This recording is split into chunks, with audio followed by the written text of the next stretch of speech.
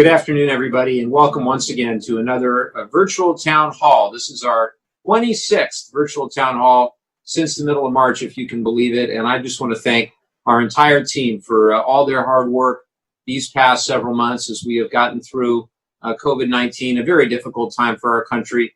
But truly grateful to also our video conferencing team and Jeremy for making this possible each and every week. So whether you're with us on Facebook or Twitter or YouTube or through our website, we are glad you're here. And, we are going to hopefully be able to present a lot of facts this week as we do each and every week. Going back to that Abraham Lincoln quote, I'm a firm believer in the people.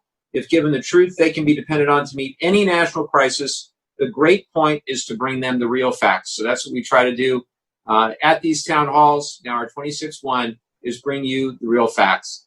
I also wanted to wish all the dads out there a very happy Father's Day. And that certainly goes for my dad and for my father-in-law as well. I'll be seeing my dad tomorrow at a 6-foot in our backyard. It also happens to be my son's 8th birthday, which makes it a very special Father's Day for me tomorrow. Again, for all the dads out there, we're very grateful for all that you do. It was also wonderful this morning. I got a chance to go out and to do a drive-through sign handout. And we just got thousands of lawn signs printed. And if you like one, feel free to go to mikelevin.org and you can get a very brand new lawn sign, fresh off the printer. And we're excited about that. We wanted to print them months ago. But of course, with COVID-19, we decided to hold off. And we were really encouraged by this morning's turnout. We had lots and lots of cars out, both in Solana Beach and San Clemente, ready to pick up signs. And if you'd like one, let us know. As I mentioned, it's been a very difficult time for our country. So much going on and really a time of great sacrifice and great loss. We're going to get to a lot of COVID-19 related questions. We got a bunch of questions this week, as has been the case for the last 3 months on COVID-19. But I want to begin by talking about some recent other efforts, and specifically the legislation that we're going to vote on next week in the House of Representatives on Thursday, the George Floyd Justice and Policing Act of 2020. I'm very proud of the work that's been done by my colleagues, the wonderful chair of the Congressional Black Caucus, Karen Bass, my friends like Kamala Harris and Cory Booker in the Senate, who have really done a terrific job. And I stand with millions and millions of Americans of all backgrounds, all ages, all races, all across this country to say enough is enough. We need accountability, and we need comprehensive reform to a system that has allowed police brutality and systemic injustice against people of color for generations. Black lives matter. And as I said, following the death of George Floyd, only real healing will come when we have real reform. And that's what we need. And I'm proud to join my colleagues in co-sponsoring the Justice and Policing Act. We'll be voting on it, as I said, next week. And I've had very productive conversations in the past few weeks with the local civil rights community and the local law enforcement community as well, many of whom want to be part of the solution. And I'm hopeful that in the days and weeks and months ahead, we can find that common ground and we can get the change that we need. Specifically, the bill that we are going to be voting on next week, I thought I would just run through it very briefly. It prohibits law enforcement from racial profiling and discriminatory profiling, mandates training on profiling, bans chokeholds, the carotid holds, and no-knock warrants at the federal level, limits the transfer of military-grade equipment to law enforcement, mandates the use of dashboard cameras and body cameras, establishes a national police misconduct registry to prevent problematic officers who are fired or leave one agency from moving to another jurisdiction without any accountability, amends federal criminal statute from a willfulness standard to a recklessness standard to identify and prosecute police misconduct, reforms qualified immunity so that individuals are not barred from recovering damages when police violate their constitutional rights, establishes innovation grants for community-based organizations to create local commissions and task forces to help communities reimagine and develop concrete, just, and equitable public safety approaches, creates law enforcement development and training programs to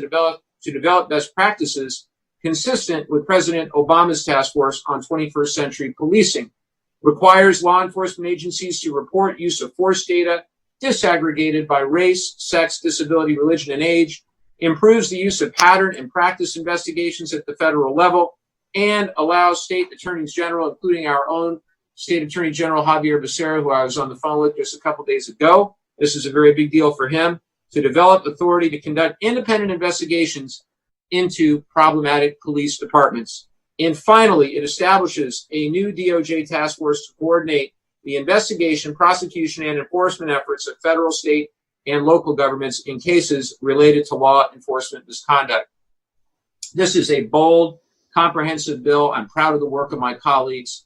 We're going to vote on it. We're going to pass it in the House next week, and then we're going to have a dialogue with the Senate, and I hope we can actually get something done in this difficult time. Also this past week, I co-sponsored Representative Sheila Jackson Lee's effort commemorating the 155th anniversary of the ending of slavery in the United States, and we also I co-sponsored the Juneteenth National Independence Day Act. I'm very hopeful we're going to be voting on this very soon. It would create a long overdue federal holiday to recognize and celebrate the ending of slavery in the United States by adding Juneteenth to the list of federal holidays. And of course, Juneteenth was celebrated just yesterday. I also co-sponsored the Confederate Monument Removal Act, which was introduced by my very dear friend Barbara Lee from Oakland, which would remove all statues of people who voluntarily served in the Confederate States of America from the National Statuary Hall collection in the Capitol. You may have also seen that the Speaker removed the 4 portraits from the Speaker's lobby, where we congregate outside of the House chamber, from those 4 House Speakers who did serve the Confederate States of America. And I was pleased that she did that.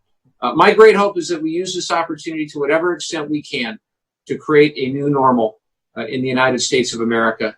And I'm grateful for the progress that we're making, but we still have so much to do. And my good friend Reggie Hubbard will be speaking to that in just a minute. Before we get to Reggie, and before we get to Dr. Lacroix, I wanted to briefly update our viewers on COVID-19. The numbers are tragic. We now are rapidly approaching 120,000 deaths in the United States from COVID-19. As I say every week, these are not just statistics. These are our family members, our fathers, mothers, brothers, sisters, sons and daughters, friends, family, colleagues. We cannot forget the incredible toll that this has had on our country and really on the entire world. And of course, we now have 2,247,000 cases and counting in the United States of America. And as I mentioned, 119,551 deaths. California has confirmed 172,000 cases and counting, 5,442 deaths. San Diego County and Orange County, both now right around 10,000 cases. San Diego County, 10,350. Orange County, 9,988. I am concerned that over the last 14 days, we've seen an uptick in both counties, but particularly in Orange County, where they've had 2,512 cases and 83 deaths over the last 14 days. San Diego County, 2,170 cases and 38 deaths. And I'm also concerned by the continued lack of testing, and specifically both Orange and San Diego counties have capacity to test, but particularly in Orange County, the testing of asymptomatic individuals at high risk, particularly in places like nursing homes and other facilities. And we've got to do better than we're doing. And I continue to be concerned, as do my colleagues in Orange County, and we're going to keep at it. As I mentioned in our past virtual town halls, we've done a lot in Congress on COVID-19, all the way back to the beginning of March, where we passed $8 billion for the vaccine. I'm proud of the over 160 companies, including many in our region, that are working on the vaccine. I'm also proud that we were able to help in that process all the way at the beginning of March. Middle of March, we passed another $200 billion, the Families First Act. It included things like emergency sick leave, nutrition assistance, Medicaid support.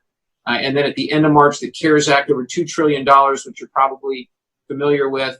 included $150 billion for state and local government, which was definitely necessary, but not nearly enough, given the dramatic toll that COVID-19 has had on state budgets and city budgets and county budgets. That's why it's so critically important that we pass the HEROES Act. In the HEROES Act, $875 billion for state, local, tribal, and territorial governments, including over $300 million that would specifically come to our district, including those cities in our district of less than 500,000 people that received no direct assistance under previous legislation. I can tell you that all mayors, whether they be Republican mayors or Democratic mayors in our district, signed off on a letter saying that they needed that funding from the CARES Act, from the HEROES Act rather, and I am proud to be partnering with them on a go-forward basis. You probably have heard of the Paycheck Protection Program. That was also part of the CARES Act. We then passed a second round of funding for it. Most recently, we passed a bill called the PPP Flexibility Act that made some changes to the program, which I hope will improve the program. If anyone has any questions about the PPP program, feel free to contact either our San Diego County, Orange County offices or our DC office anytime. We've got people who can help, or at least we can point you in the right direction. We also are fighting for those aspects of the HEROES Act, like the $25 billion lifeline for the U.S. Postal Service. I led a letter of 137 members recently fighting for those funds, and we absolutely need to make sure that we protect the USPS. Over 630,000 employees at USPS, including over 100,000 veterans. And as someone who chairs the Subcommittee on Veterans Economic Opportunity, let me tell you, with veteran unemployment having quadrupled in the recent months because of the pandemic, we really need to make sure we take care of those 100,000 veterans that work at the post office. And let's not forget that all medicine that comes from the VA is sent to our veterans through the U.S. Postal Service. In fact, 48% of the world's mail is sent through the U.S. Postal Service. So we've got to do all we can to fight for frontline workers at the USPS. We are also fighting very hard locally on some coastal and environmental issues that I'll briefly describe. This past week, we were able to secure funding for both the Del Mar Bluffs as well as for the North County Transit District. $11.5 million for the Del Mar Bluffs to help stabilize what's called the LOSAN Rail Corridor, Los Angeles-San Diego Rail Corridor, one of the busiest for both commercial travel and passenger travel in the United States. Also strategically important because it's got Miramar and Camp Pendleton, and it connects those two bases. So we were able to get funding. That's going to help subsurface drainage, concrete channels, storm drains, support piles for our bluffs there, which have been prone to coastal erosion. And then, of course, the money from North County Transit to help keep them going during the pandemic, $94 million for them. We're also working very hard on the rest of our coastline, both in Orange and San Diego counties. We announced planning, engineering, and design money recently for the Encinitas Solana Beach coastal storm damage reduction project and the San Clemente Shoreline project. Finally, we're very excited to let you know we're going to be releasing our report. Right in the middle of our district is San Onofre and what used to be the San Onofre Nuclear Generating Station. We still have 16 tons of highly radioactive waste sitting 100 feet away from the Pacific Ocean.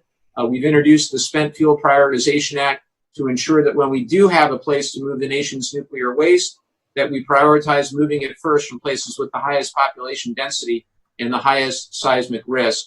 And I'm very proud. I've got the report right here from our task force. It's a wonderful document. They've done an amazing job. We'll be releasing it very soon.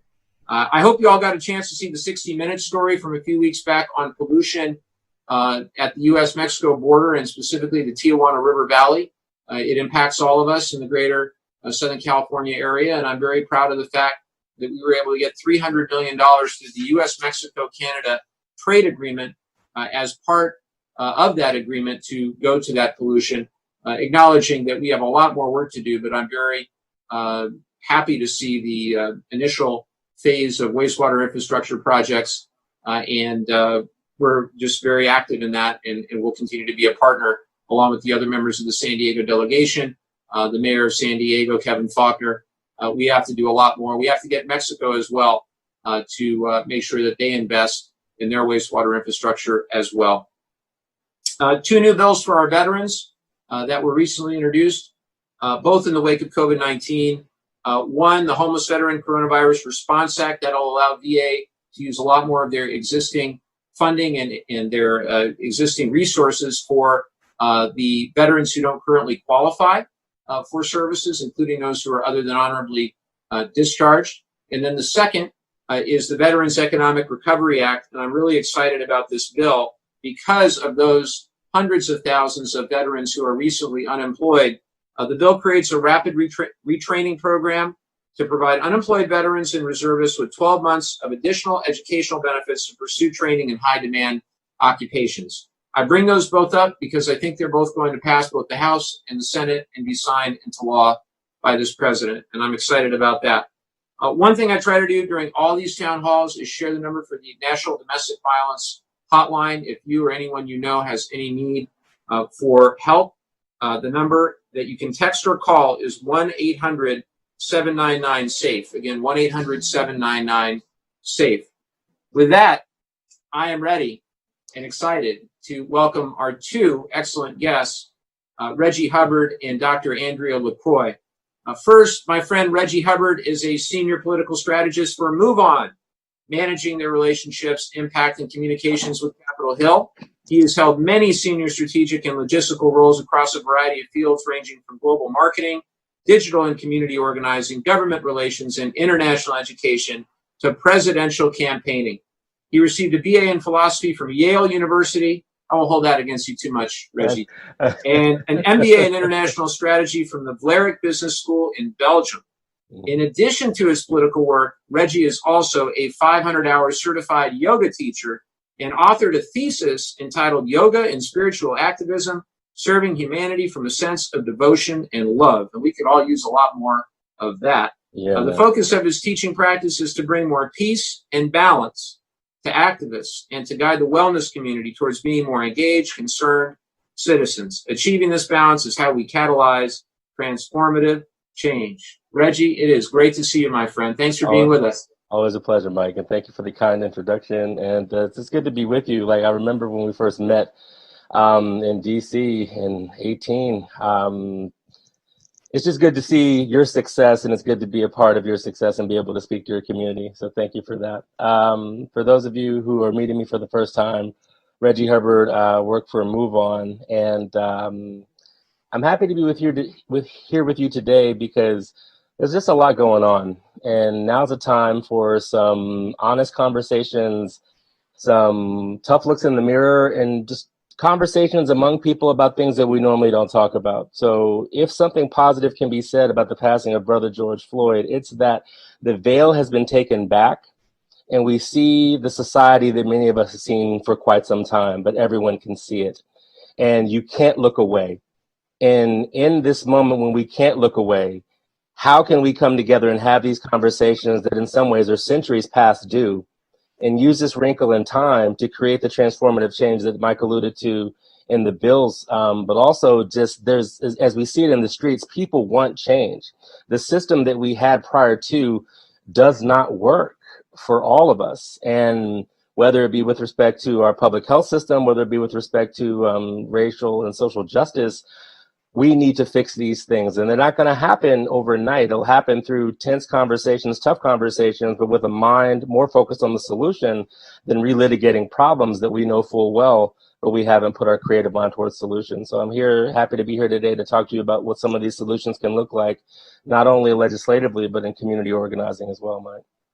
Well, thank you so much for that, Reggie. And, I'm going to make sure that on our website and the resources page, so Hunter and Adam, if you're watching, let's definitely put a link to Reggie's recent article in The Hill, which I thought was outstanding, and which actually prompted me to say, Reggie would be a fantastic guest on our town hall. So I'm grateful that you're here. Yeah, and I look forward to seeing you soon in person. Next, my friend Andrea Lacroix. Dr. Lacroix, it is great to see you again. Thank you so much for being here. Dr. Lacroix is a distinguished professor and Chief of Epidemiology at the Department of Family Medicine and Public Health at UC San Diego.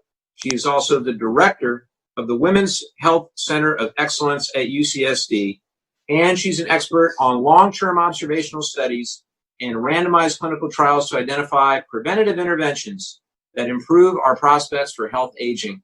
She received her doctoral degree in epidemiology from the University of North Carolina at Chapel Hill, and she still will come on this town hall with me, even though I went to Duke Law School. So I'm very grateful to you, Andrea, for putting up with a Dookie all these weeks.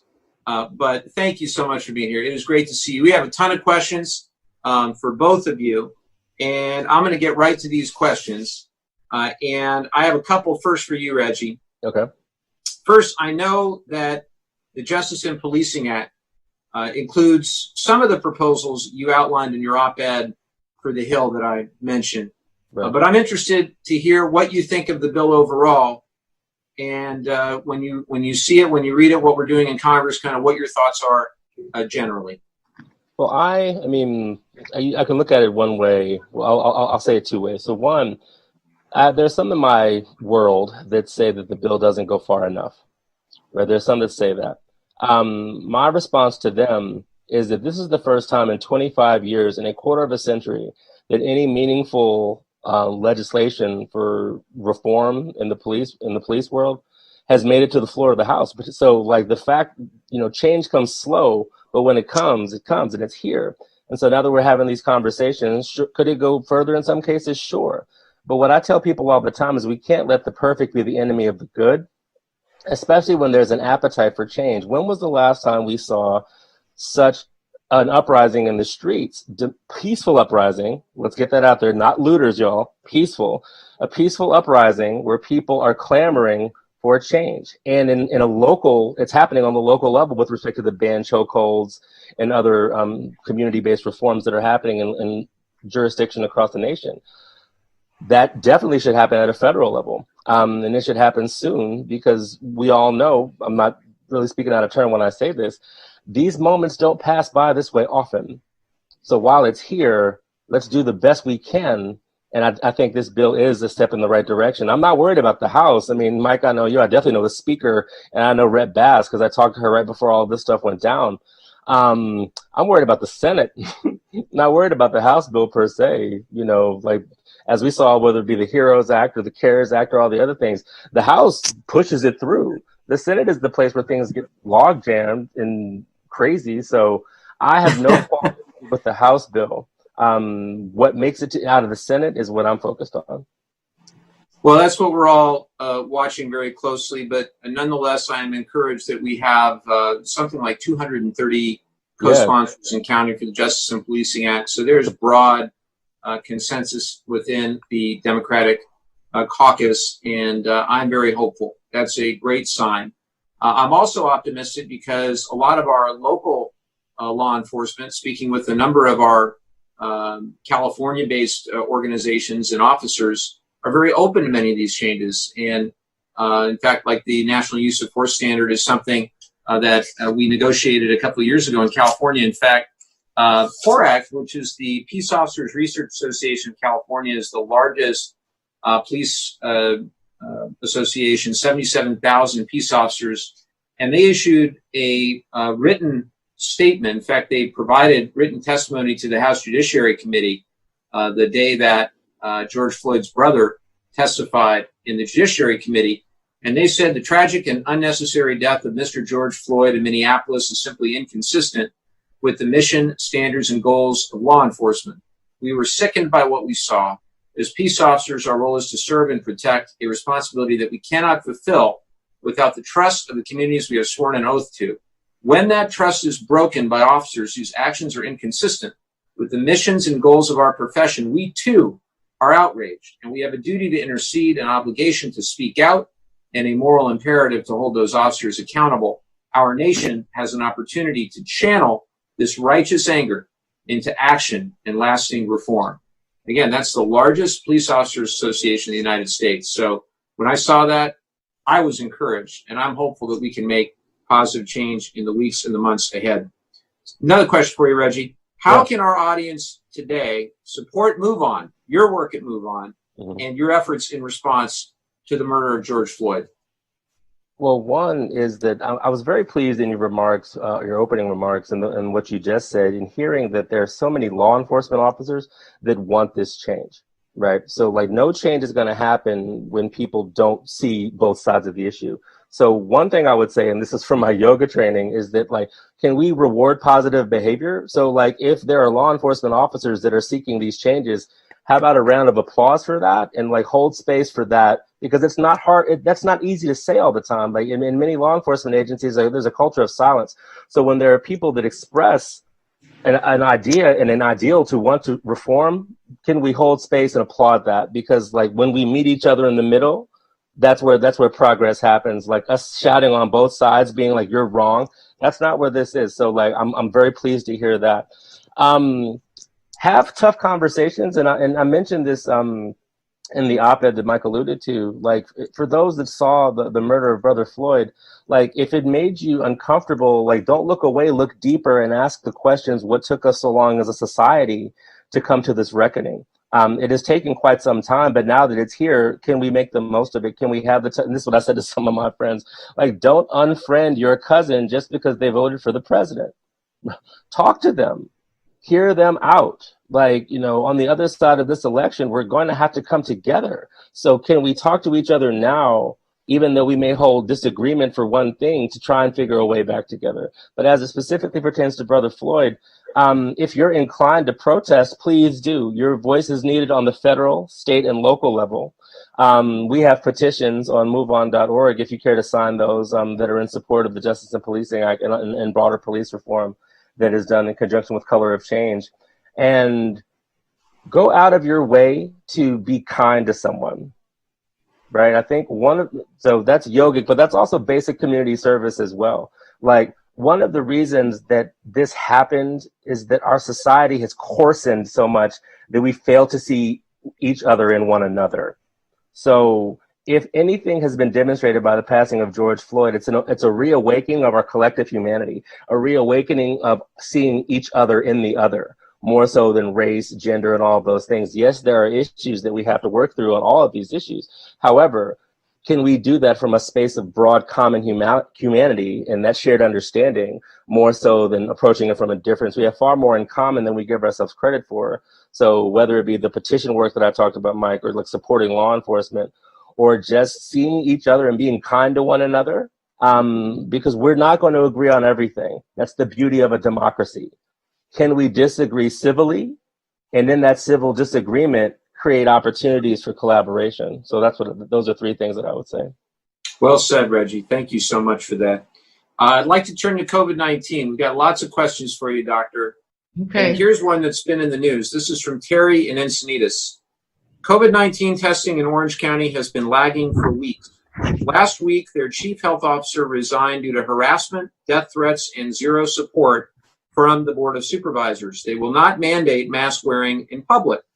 I'd like to hear Dr. Lacroix's views on this. Of course, subsequent to that question, I think Gavin Newsom came out with a statewide order, but I'd love to get your thoughts, Doctor. Yes, all that happened just this week. That was super stressful to watch for all of us. I just wanted to thank Terry for the question. I found the treatment of Nicole Quick in Orange County incredibly sobering and a reflection of our extremely divided political climate. She resigned on Monday night after facing backlash over her countywide mask order issued only on May 23rd, making mask coverings a requirement while in the public as other business operations, including in-person shopping, in-person dining, hair salons, and barbershops, were given the green light to reopen. This all reopening really fast makes us epidemiologists very nervous. So I think my anxiety level and that of my colleagues is already lit up. Prior to that in Orange County, masks were only mandated for employees interacting with the public. For doing this, I think that Dr. Quick is a public health hero, a responsible, evidence-based public servant trying to protect the health of Orange County citizens to the best of her ability. What happened to her was she'd been receiving increased security, facing threats and protests at her home due to health guidelines. So Reggie, some of the constituents in Orange County threatened to come to her house and exercise in masks until they passed out. Their argument was that if you have to wear a mask, it keeps you from being able to breathe and you're going to pass out. This is interesting, though, because masks are not required when exercising outside if social distancing can be maintained. And in Governor Newsom's new order, it's fine to exercise outside without a mask while you maintain social distancing. It's sad because Dr. Quick, her attacks were ignorant of science and sprinkled with partisan hostility, even though public health officer is not a political office. I understand, though, that Dr. Quick was the third public health officer serving Orange County over a very short period of time. That's a hard job to stay in. So Dr. Quick happens to be one of 5 health officers in California who resigned or retired in the past 2 months. The others were in the counties of Nevada, San Benito, Yolo, and Butte counties, along with 2 public health department directors in San Bernardino and Orange, again, counties, in addition to Dr. Quick. One person who remains anonymous so that they don't get attacked themselves said, the health officers are kind of in this position where everything that everyone is angry about is the health officer's fault. Well, we could fire all the public health officers in every county in America and the coronavirus would only infect and kill more people. So that's not going to solve our problem. And I think this is exactly the reason why Governor Newsom took responsibility for issuing the state's new guidance for the use of face coverings this past week, which requires at the state level the wearing of face masks in public. It's a nice 3-piece document. I encourage all of us to read it. It's not really asking too much at all, and he is taking the personal responsibility on himself, however unpopular. Even our former Republican Governor Schwarzenegger wrote that Governor Newsom's new order was the right move. I just want to end the answer to this question by quoting Governor Newsom. And before I do, I just want to say that we're all going to have to act heroically during this period because there's so much bullying going on if you try to do the right thing. And I hope that we'll support our public health officers against this kind of bullying, which the citizens of Orange County tried to do on the steps of the county office building this week while they got drowned out by other protesters, which is an American right. Says Newsom, science shows that face coverings and masks work. They are critical to keeping those who are around you safe, keeping businesses open, and restarting our economy. Simply put, we are seeing too many people with faces uncovered, putting at risk the real progress we have made in fighting the disease. California's strategy to restart the economy and get people back to work will only be successful if people act safely and follow health recommendations. That means wearing a face covering, washing your hands, and practicing physical distancing. Really good words. And thank you, Governor Newsom, and thank all of you living in Orange County for standing up for what's right to protect the public health of your county and our world. And Dr. Lacroix, just to be very clear with our audience, it is completely accepted science, overwhelming consensus that wearing masks protect both you and protect others. And there's no credible evidence to suggest otherwise. Is that fair? That is fair. That the more and more evidence, and it's all in favor of face coverings. Good to hear. Good to hear. A follow-up question from Cameron, who is also an Encinitas resident but owns property in San Clemente. How are you interfacing with Orange County officials to influence changing this mindset about only recommending masks in OC and about the threats to and the resignation of their public health official? Well, Cameron, what's interesting is we've been meeting, a number of times in the past months. We get daily briefings from both the County of Orange and County of San Diego, and I've been troubled by a number of things. One, obviously, is the whole situation around masks, but I think that the governor's order will have hopefully corrected our course in that regard. The other is now the departure of 3 public health officials, and Dr. Chow, I'm hopeful will remain in place for some time. And ultimately what worried me in the past weeks was the lack of testing, because both the counties that I represent are about the same size in terms of their population, about 3.2 million or 3.3 million. And yet San Diego County has consistently been testing thousands more people a day than Orange County. When Orange County was pressed, we had a letter that we sent them on May 12th. We then had a follow-up briefing with them on May 21st, all 7 of us members in the Orange County delegation. And basically what they told us is they had capacity to test up to 9,000 people a day, but they're only administering by their own numbers they're presenting to the state every day, somewhere between 2,000, 3,000, 4,000 people a day. San Diego has been anywhere from 6 all the way up to 10,000 in recent days, over 10,000 yesterday, tests that they're actually administering, not that they have capacity to do. And the difference, as I see it, is that San Diego County has proactively gone out, the county itself, not relying on any third party, they have gone out and they have tested asymptomatic people at high risk in environments like nursing homes and other places who are with people who are at higher risk. We know from the most recent evidence from the CDC that asymptomatic transmission is a larger percentage of transmission than originally believed, which is why it's critically important that we don't wait to see the spikes. We don't wait to see the positive cases. We don't wait to see those symptomatic individuals get worse or spread the disease, but that we test consistently in those higher risk environments, and then we do the contact tracing and the follow-up that's necessary while we develop the vaccine, while we develop the treatments that are going to be needed to help people who have this disease. So we have pressed Orange County. We will continue to press Orange County. This is something that I care deeply about, having grown up in Orange County, and I want to see us get it right. And I'm not particularly encouraged by the numbers the last month or so, 4 to 6 weeks, and we're just keeping an eye on it every single day. And I'm grateful to my team for keeping an eye on it every single day. Here's a question, another one for you, Doctor, from John in Carlsbad. I recently read an article about some of the benefits of using a face shield versus face masks.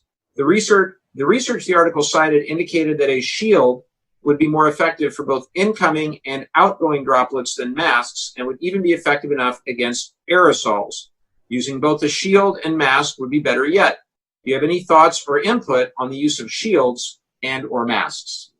Well, thank you for that incredibly interesting question. We've all been focused on these masks, and you can, shop for hours now for all different kinds of masks, but what's going on with face shields? So I've been warming up to this idea for the last several weeks. What happened was that 3 doctors in Iowa recently published an editorial on JAMA entitled Moving Personal Protective Equipment into the Community. And they argued that face shields, which can be quickly and affordably produced and distributed, should be included as part of the strategies to safely and significantly reduce transmission in the community setting amongst us regular people, and not just in hospital and clinic settings. So they're not randomized controlled trials to tell us how effective they are in real world conditions, but in 2014, there was a laboratory study that showed that face shields were able to reduce immediate viral exposure by 96% when worn by a simulated healthcare worker. Now, a simulated healthcare worker is the dummy head of a person with a face shield on, and then blowing virus at the shield from 18 inches away, simulating someone else coughing on them. After 30 minutes, the protective effects still exceeded 80%. And when the study was repeated with 6 feet of physical distancing, face shields actually reduced inhaled virus by 92%. That sounds really good. Face shields also have several other advantages over masks. They're endlessly reusable. These are these plastic things that are like, they have instructions on the web where you can make one out of a 2-liter Coke bottle. So imagine plastic like that is secured around your head, and it has to come back to your ears, and it has to go below your chin to be effective. They're endlessly reusable because you can clean them with soap and water or common disinfectants. They may, for some people, be more comfortable to wear than masks. I think most of us have experienced how uncomfortable it is to wear a mask for a long time. We totally get it. And they form a barrier that keeps people from easily touching their faces. So those are all good things about them. Because of these advantages, they're being considered as alternatives to face masks for school systems as they reopen, and people are trying different kinds of them to see which ones they like best. To be totally honest, I'm going to tell you the bottom line is I ordered 10 of them on Amazon today. I think we're going to see them on campus in the fall. And Mike, if I had them already, I would give them to you for your Father's Day party tomorrow. Okay. Well, I think, we'll keep wearing the mask, but I'm always open to whatever the doctors suggest. We got to follow the facts, right? So I'm open to it. Here's a question, perhaps for both you and me, Reggie. We can answer this one. This is from Claudia via email. She writes, Mike, in an email to us, you talked about the problems with recent voting in Georgia.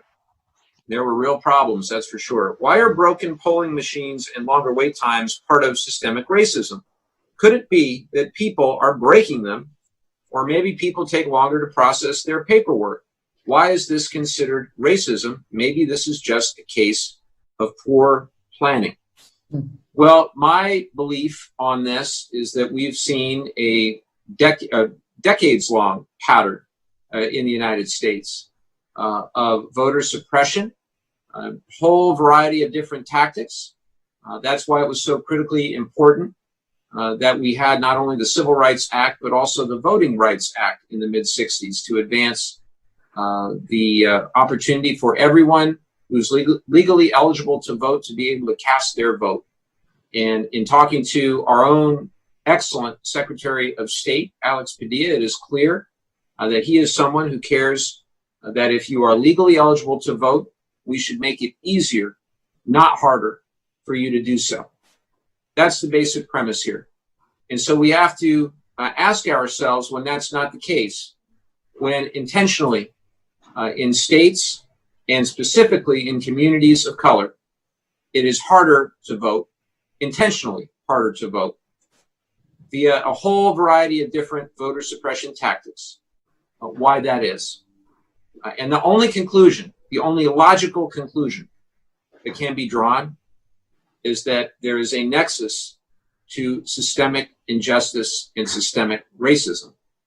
And look, I think we've come to a point in our nation's history where voter suppression laws should be a thing of the past. Unfortunately, the Shelby versus Holder decision a number of years ago from the Supreme Court opened the door to a number of laws around the country in states chipping away at voter protection and allowing different forms of voter suppression. And that's why it's so important that we pass H.R. 4, the Voting Rights Advancement Act, which was led by my friend Terry Sewell from Selma, Alabama. It's why it's so important that we make sure to guarantee the right to vote, and in a pandemic, the right to vote by mail. Another reason we need to save the United States Postal Service, by the way. But we've got a lot of work to do, because what happened in Georgia and what happened in Wisconsin, in the primary in Wisconsin, where people were literally choosing between their health and their ability to cast their vote, that should never happen in the United States of America. And that's what we're going to fight every step of the way to prevent that from happening in November and beyond. Reggie, anything to add? Yeah, so the one thing I would say is it's not poor planning on the part of the municipality. It's expert planning by the people that don't want people to have the votes, right? So if voting is for all, then why isn't there a base standard of access and equipment functionality that goes across the entire state? So why are there such egregious differences based on jurisdiction? And why, based on those egregious differences, is it correlative that people have darker skin? I mean, so to me, that's expert planning of systemic disenfranchisement of people who should have the basic right that everyone else has, right? So the fact that there are those problems shows to me not poor planning on behalf of the municipality, but expert planning by people who seek to systematically and systemically disenfranchise people from their right to vote. And one other thing, an addendum, Mike, for the question that you had earlier about how people can be helpful. Just realizing that this history that we have of systemic racism in the United States it's not going to go away next week, right? So having a approach of learning and listening and taking one step forward together, it starts by acknowledging, I said to someone, I had a Juneteenth post on my social media yesterday, and I said slavery, point blank, is shorthand for the brutalized oppression, the systemic violence, and psychological abuse of people over centuries to break their spirit and use their bodies for physical gain. We call that slavery, but that's what it was.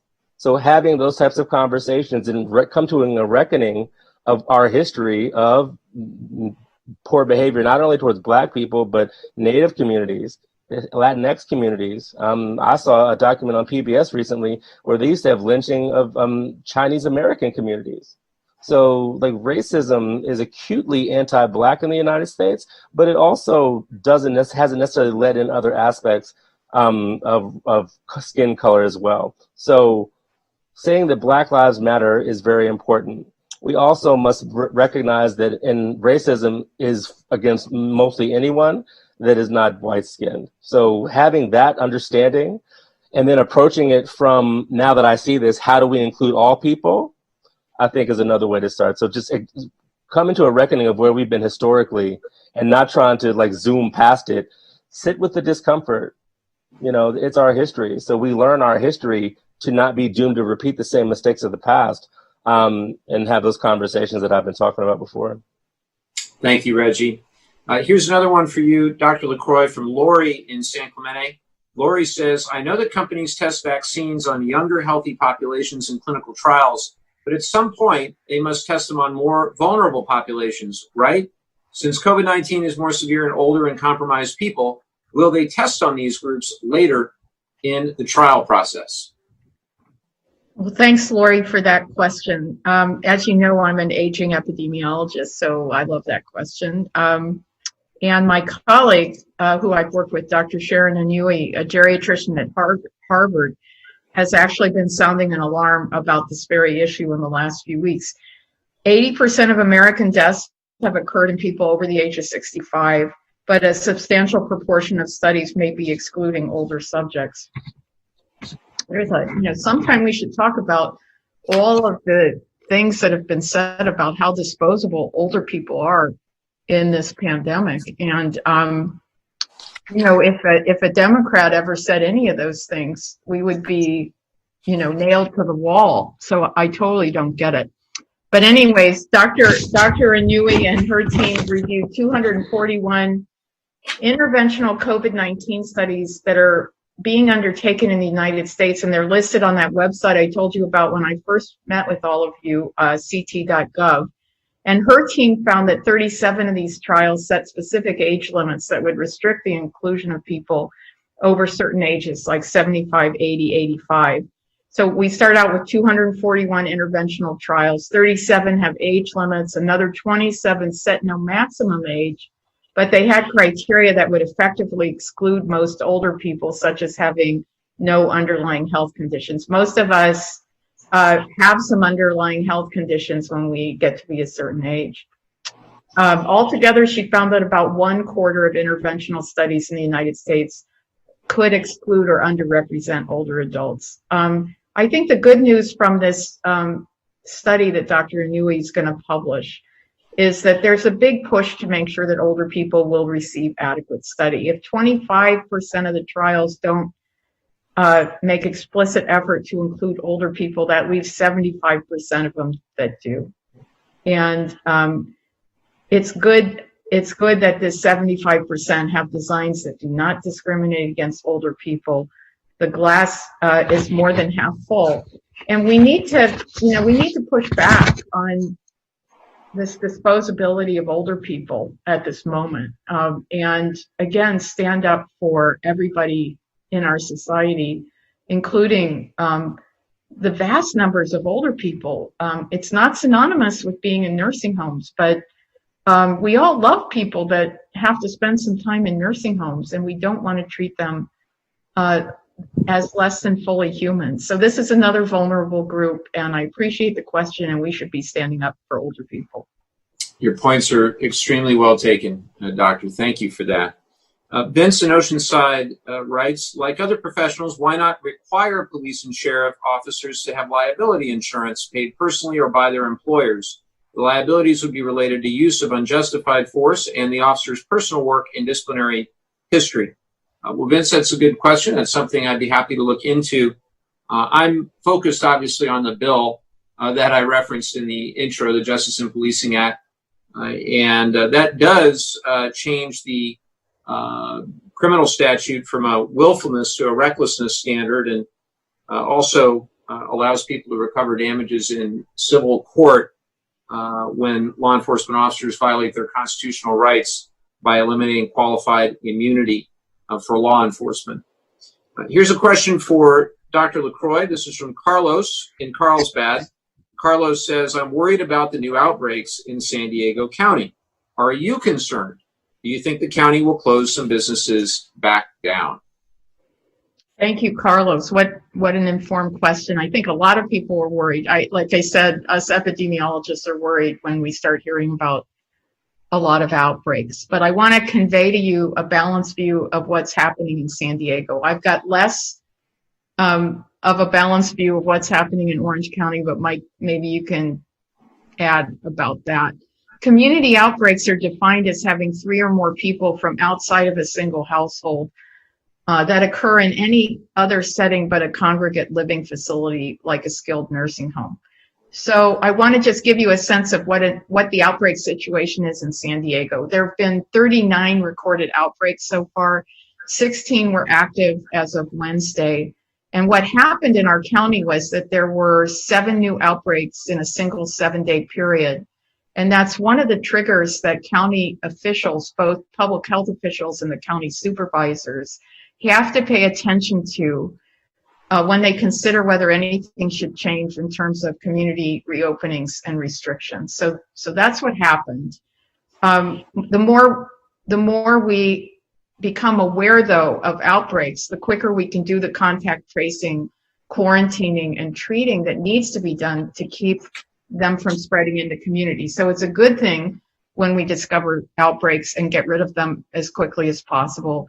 Where have these outbreaks occurred? And I want to tell you about the where the outbreaks have occurred so you get a sense of this. 9, a bunch of them, I would say, I haven't done the math, but a bunch of them, at least a third, have occurred in workplace settings. So 9 in various health facilities and medical offices, 5 at manufacturing and repair facilities, and 5 at food processing facilities in San Diego County. Now let me read you the list of where 1, 2, or 3 outbreaks have occurred in our county. 1 at a resort hotel, 2 at restaurants, 1 at a landscape company, I guess that's really a workplace, 1 at an apartment, 3 at private residences where people were having a barbecue or a party, 1 at a business park, 1 at a grocery store, 1 at a ski trip, and 1 at a bachelor party. So a lot of social get-togethers have resulted in these outbreaks. However, aside from the outbreaks in San Diego, our overall situation with COVID remains pretty favorable. As Mike said, we had 10,544 tests on Friday and only a 2% positive rate. I've told you that that's one of the main metrics that I pay attention to, and most of us in public health pay attention to. It tells us that the burden of infection is between 2 and 3% right now. It hasn't gone up. The death rate has not gone up. I want you to know in our country that between 900 and 1,000 Americans are dying every single day across the country from COVID, and it's probably more than that because of the underreporting. But here, our death rate is more than we would ever want it to be, but it's low. Our hospitalization rate appears stable, and if you go to the county health department website, you can see all these secular trends in real time and take a look at them for yourself.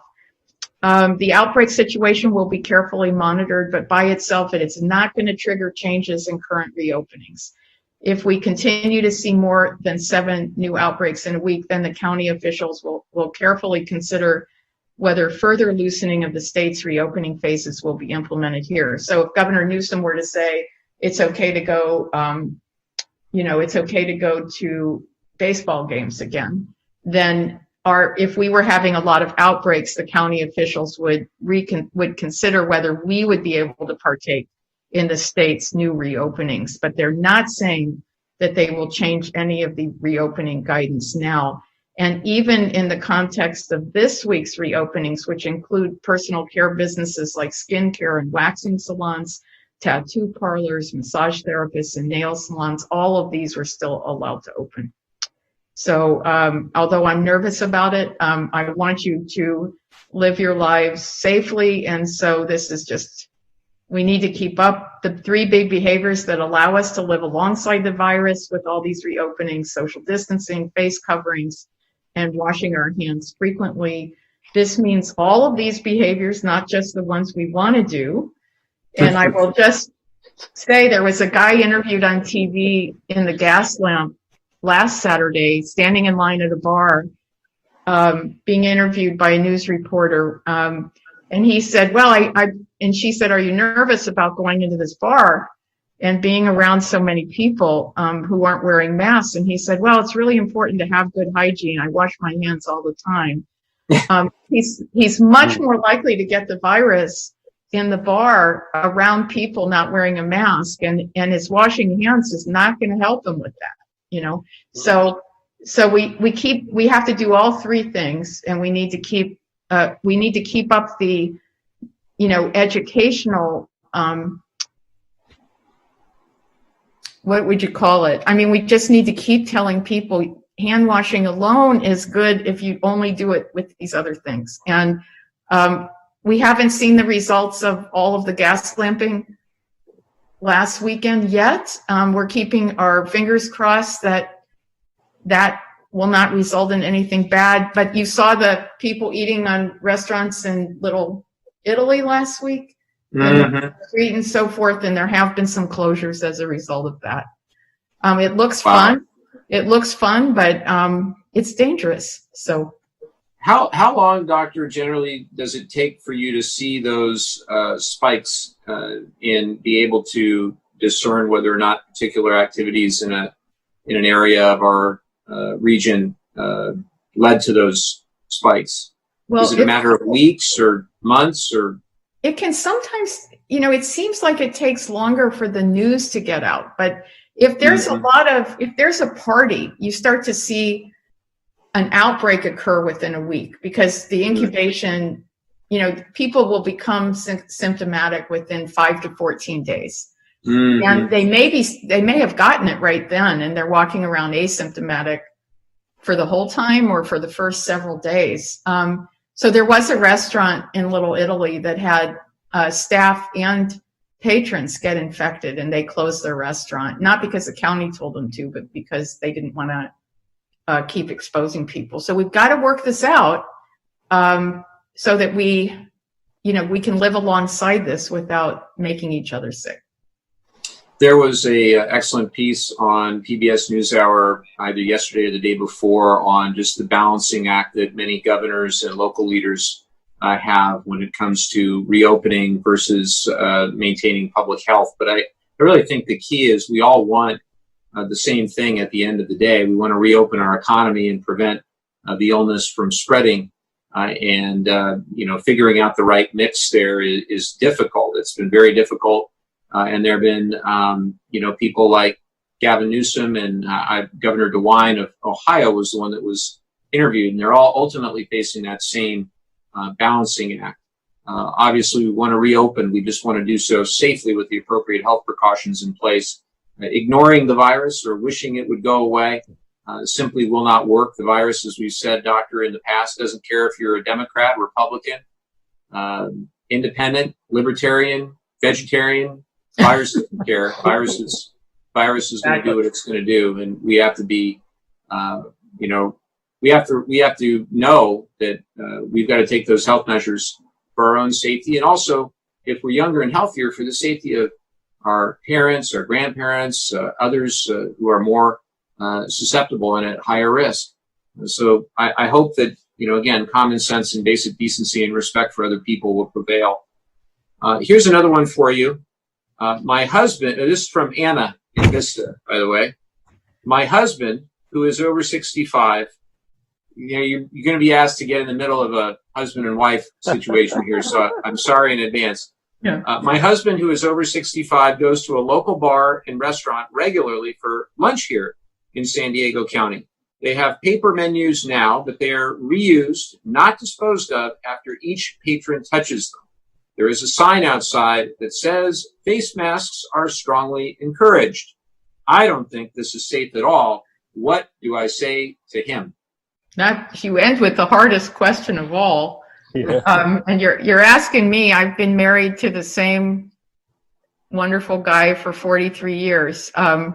So I'm going to give you the nice answer that I ran by him today for approval.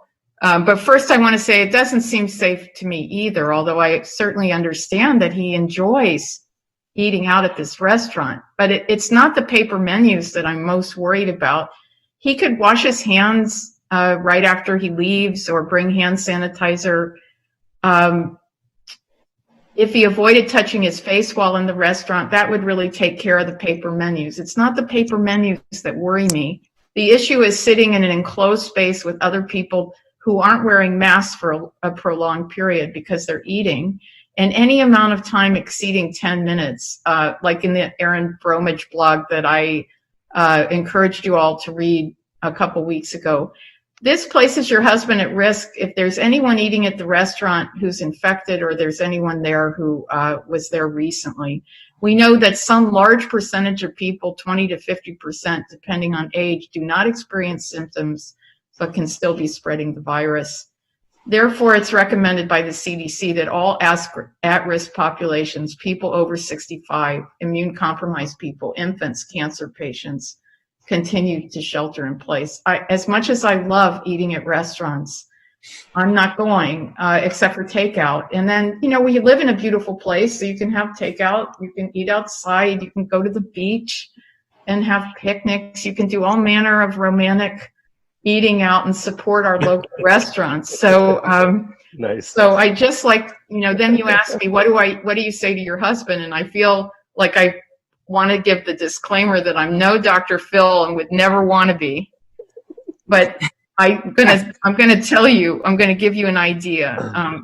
I love you and therefore worry about you going out to eat at the restaurant. I know that you enjoy. Wow, that's good. I know that you enjoy this, but it puts us both at risk of infection. And if we got a serious version of the COVID virus, one or both of us could end up in ICU, on a ventilator for weeks, or even die. What can we figure out to make you happy without putting us at such high risk? Wow. And to the amazing Ellen Montanari, who helps compile these questions, could you please make sure that what Dr. Lacroix just said gets to Anna and Vista? Because that was really good, really good. And Awesome. it's, in addition to everything else, Father's Day, my son's 8th birthday, it's also my 9th wedding anniversary coming up on the 25th, and we're going to do takeout. But it's hard because there's so many great restaurants, obviously, in our region, in our community, and we want to make sure that they're doing as well as they can be through this period. I know that we just made changes to the Paycheck Protection Program at the specific requests of the restaurant industry, including some in our community, trying to create that flexibility so that the program will be more responsive to their needs of their businesses. Here's another question from John in Carlsbad. Have any members of Congress considered impeaching William Barr? Yes, they have. His actions seem to be very anti-constitutional. Maybe people would be more outraged if the president didn't commit such blatant abuses of power. Well, John, your question is very timely, and I think your question was actually submitted before the events that occurred last night with regard to Berman's firing as the U.S. Attorney for the Southern District of New York. What I did want to read was Jerry Nadler's statement on this that just came out. For those that don't know, Jerry Nadler is the chairman of the House Judiciary Committee. I don't sit on the Judiciary Committee. I have plenty of friends that do. And Chairman Nadler writes, the House Judiciary Committee will immediately open an investigation into this incident as part of our broader investigation into Barr's unacceptable politicization of the Department of Justice. If the president removes Mr. Berman, then we will take additional steps to secure his testimony as well. So I think Chairman Nadler has a hearing scheduled this coming Wednesday on this matter, and it'll be interesting to see if Mr. Berman is speaking. I've said time and again that I felt that Bill Barr should resign. I felt that, for some time now, that he'll go down as one of the worst, if not the worst, attorneys general in the history of the United States. And he acts far more as the president's personal attorney and far less as the attorney of the people, which is what the attorney general is supposed to do. And we desperately are lacking for a attorney general who believes in the rule of law and the Constitution and the separation of powers. And again, the attorney general of the United States is not the president's attorney. And we have to be very clear that people understand that. Here's a question for you, Doctor, from Elliot in Dana Point. Elliot says, I read the news story about the study that showed a form of steroid medication helped reduce deaths in advanced COVID-19 cases. Would you happen to know which patients it helps? Are these patients older, younger, those with pre-existing conditions, or what? And that is a very good question, because amidst all this crazy news this week, we did see that positive report about the use of that steroid. So would love to get your thoughts.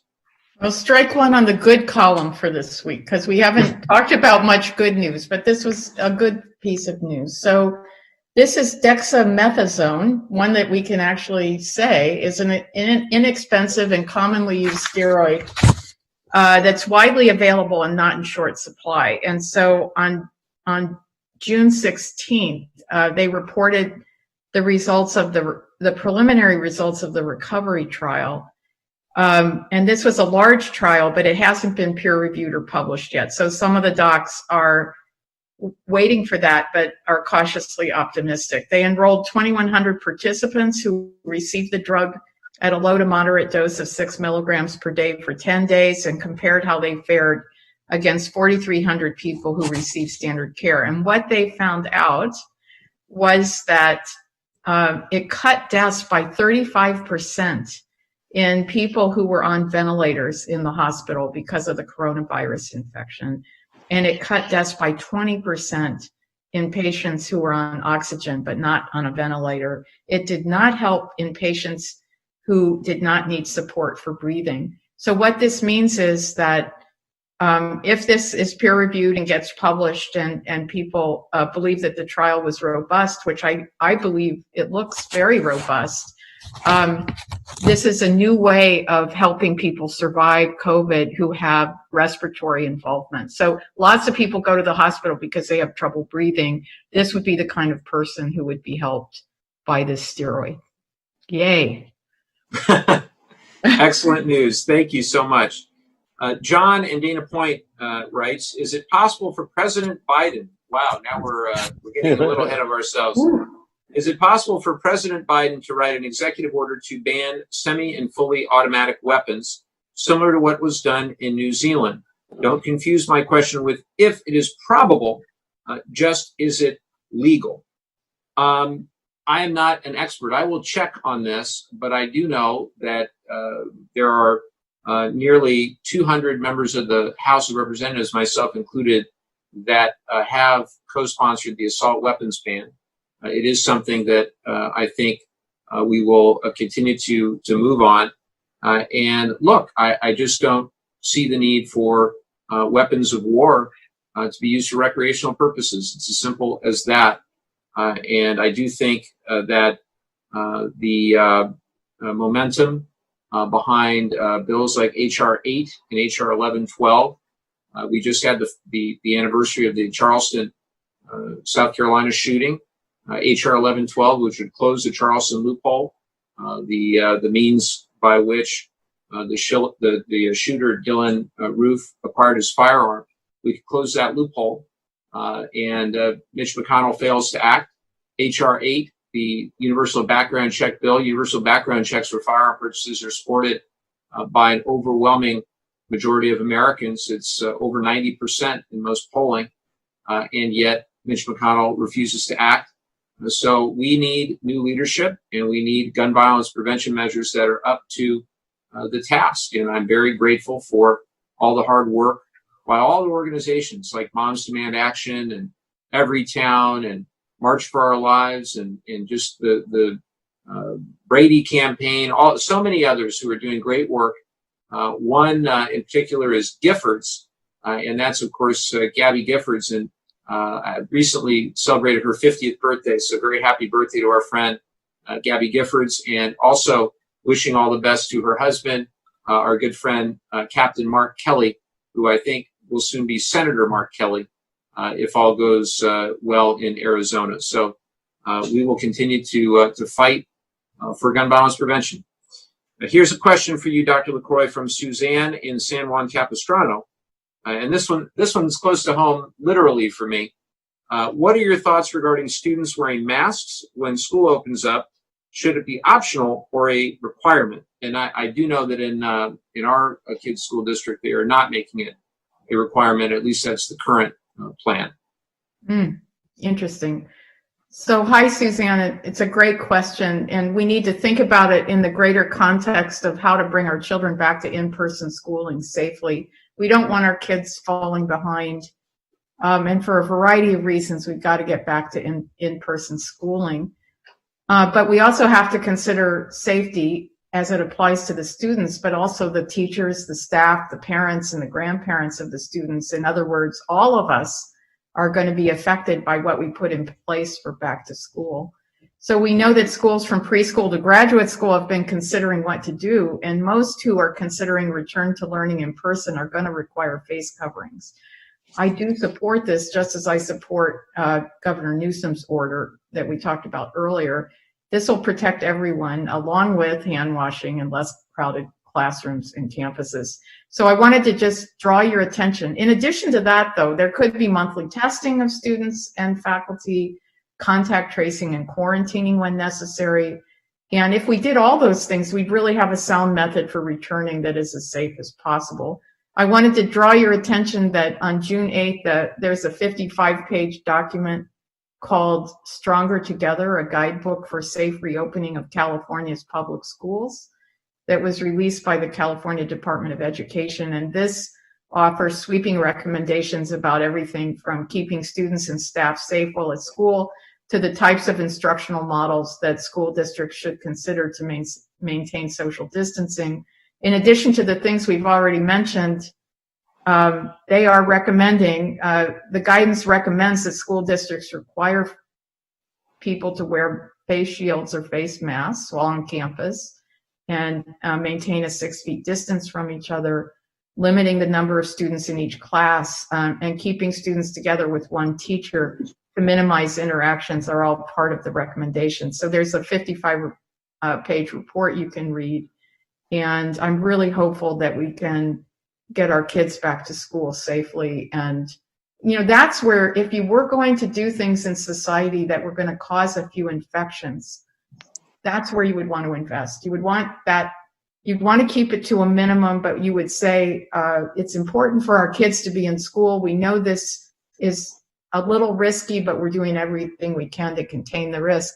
There are lots of places where I wouldn't invest any extra risk. There are things that we can do. You know, you don't need to be in a bar in the gas lamp shouting at someone with no face mask on. That's where I don't think maybe political rallies. Yes, political rallies and rallies to stand up for what's right. That's where I would invest too. But we're got to think about where to invest your risk and do it wisely. No, I think the issue of schools reopening is really challenging, and it's particularly difficult given that if we don't, at the federal level, provide any additional support, financial support to states, they're going to have to make even tougher decisions at the local level with regard to reopening. Just as one example, locally, one of the school districts I was talking to, their reopening strategy to do everything they want to do with regard to smaller class sizes and all the additional things that they need to put in place from a safety perspective would be multiple millions of dollars. Mm-hmm. However, they're actually going to get less from the state of California because of the budget cuts that have had to be made in the wake of COVID. And the way that the California budget was just announced in Sacramento basically suggests that if the federal government does not take action by October 1st to provide additional federal support to the state of California, those cuts are going to have to be made. So we already know that our public schools are being stretched. That's only going to get worse with the budget cuts. And now we're asking them to take on millions of dollars in additional expenses to reopen under the COVID crisis. So that is clearly unacceptable.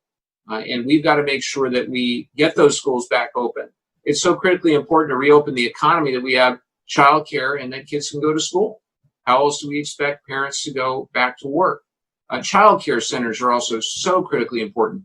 That's why the HEROES Act, again, it's $875 billion for state, local, tribal, territorial governments, including, as I mentioned, over $300 million for our cities in our district, is critically important, because I've spoken with, I think, every superintendent in our congressional district, most of them multiple times, about the severe fiscal impact that this will have on their ability to reopen. And I just want to say one last thing, which is I am truly grateful to our teachers who have done a remarkable job, including my children's own second grade and kindergarten teachers, doing a remarkable job in a difficult environment, adapting to distance teaching.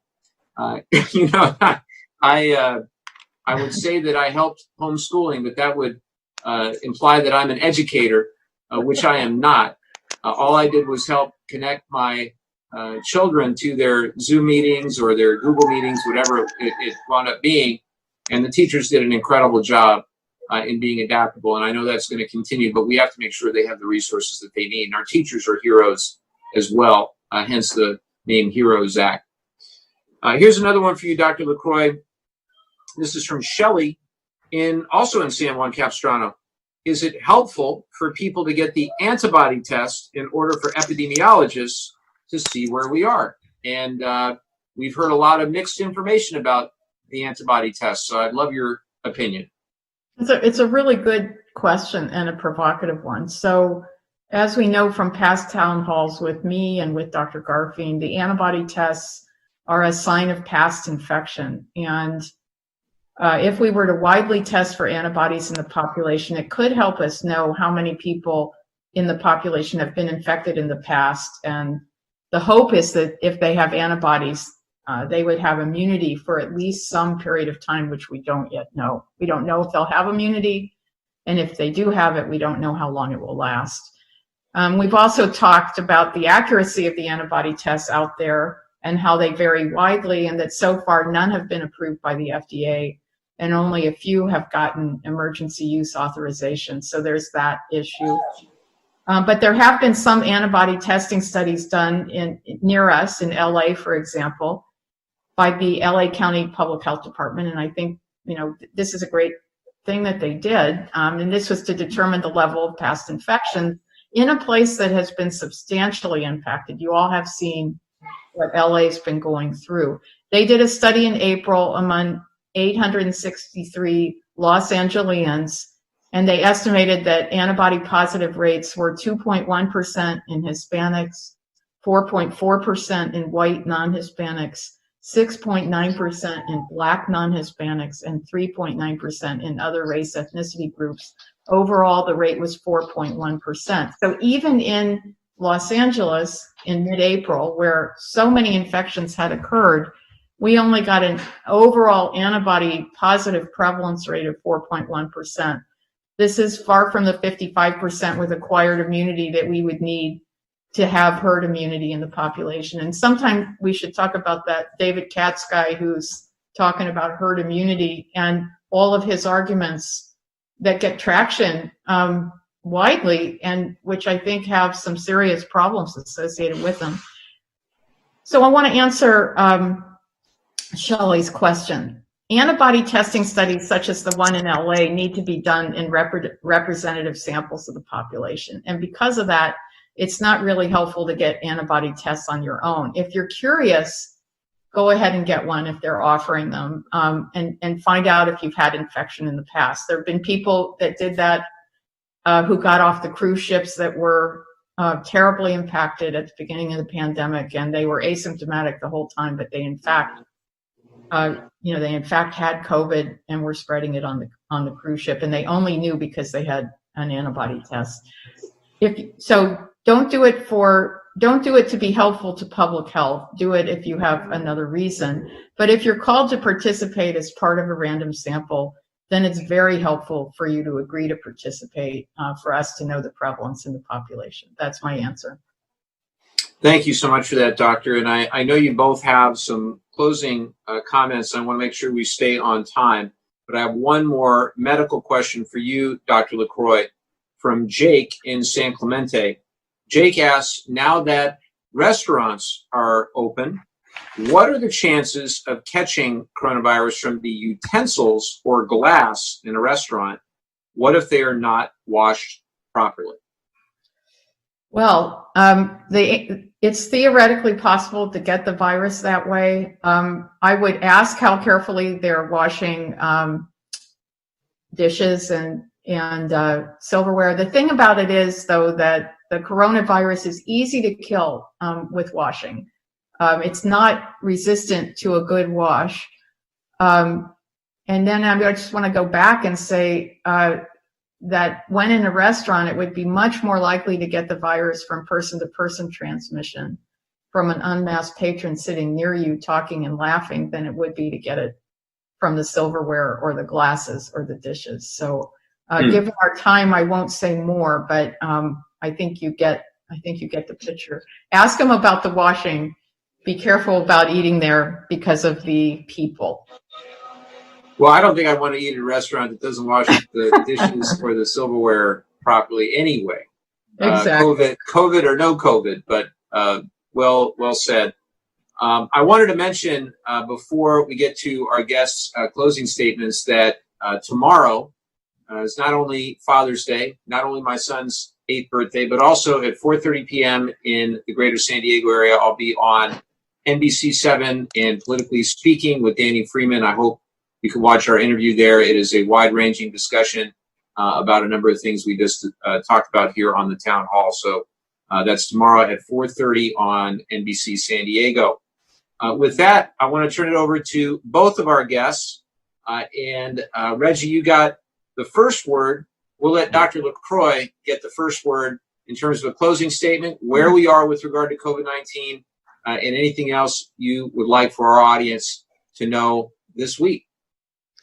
Well, I would like to think with our community in your District 49, how we can join together to, to bring us all into a place of compassion about how our behavior is affecting other people. And I just want to bring your attention to this editorial in USA Today that talks about how our selfish lapses threaten lives. Here's how to make moral coronavirus decisions. It's kind of a lofty title, but what they talk about is why are these people not willing to wear a mask out there? Isn't it hard to understand? And what they say is that people tend to advance their own interests at the expense of others, that's how we're wired. And they don't want to stop partying, eating out, or gathering with friends because they enjoy these things and don't want to give them up, which we can understand. Psychologists call this self-serving bias, and it affects all of us to some degree. We're trying to, get through life and get our needs met.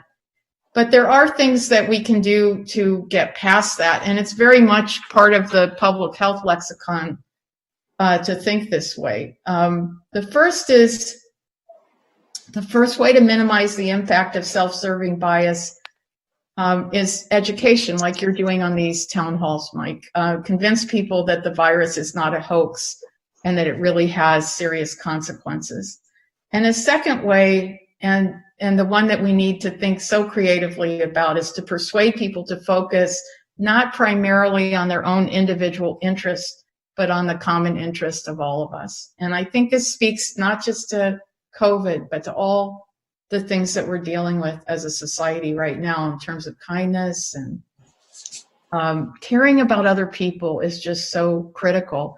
And so when you hear this kind of uniting language, like in New York Strong, that's meant to give us a sense of we're a big community and everything we do influences each other. So that's what I'd like us to talk more about. And I think it's related to health. I think it's related to anti-racism and so many of the things that are affecting us now.